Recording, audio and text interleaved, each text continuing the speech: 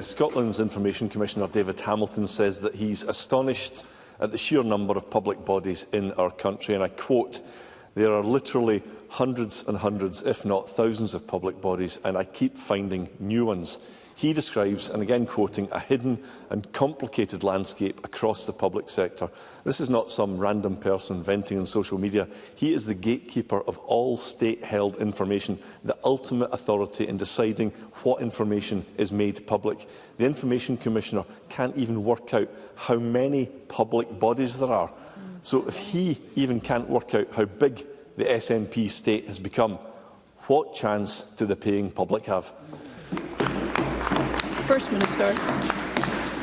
Well, the Government has, over the course of its time in office, reduced the number of public bodies that we inherited, and we also take forward an agenda which ensures that we adequately consult with wider Scotland on the policy questions that we take forward. The Government obviously maintains a stringent approach to the management of public expenditure to ensure that we are constantly challenging to maximise value, and those considerations underpin the budget that I am glad that Parliament passed on Tuesday. Russell Findlay. Well, the information told Parliament that he discusses the big state with the Auditor-General for Scotland. Mr Hamilton said that he doesn't, and I'm again quoting, think there's a map that explains it all, and that they play a game called Public Authority Bingo, in which they ask each other, have you heard of this one and have you heard of that one? The Auditor-General and the Information Commissioner, the two most powerful civil servants tasked with keeping the state in check, are hitting a brick wall of SNP secrecy. So will the First Minister give them and all of us a bingo call by shouting out the exact number of public bodies there are in Scotland? First Minister. On the 1st of December 2024, there were 131 public bodies in Scotland under our control. In 2007, when the Government came to office, there were 199. So there's the answers that Mr Findlay's looking for. And by the way, as a point of information, I thought Parliament was here to hold the Government to account. Russell Findlay. I thought he might come up with the 131 number, but the First Minister, a cursory check would inform him that he's missed out at least another 75 public sector organisations. And it's truly farcical that public servants in charge of information and financial transparency can't get the answers that they and the public deserve. The size of the bloated SNP state is out of control and shrouded in secrecy. This is costing taxpayers a fortune and reducing funding for the front line. The SNP are failing to deliver efficient and effective public services, and this must change. So I'm going to make a suggestion to John Swinney. Will he bring in a credible business leader from outside his government to sort this out? First Minister.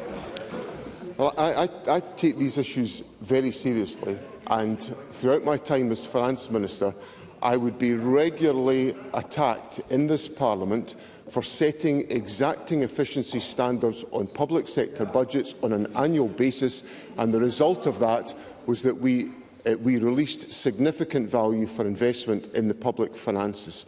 Now, I'm just struggling to remember about the Police Scotland reforms, for example. But the Police Scotland reforms, and I'm going to say this, I might be wrong. If I'm wrong, I'll correct it. Mr Findlay can correct the record, actually.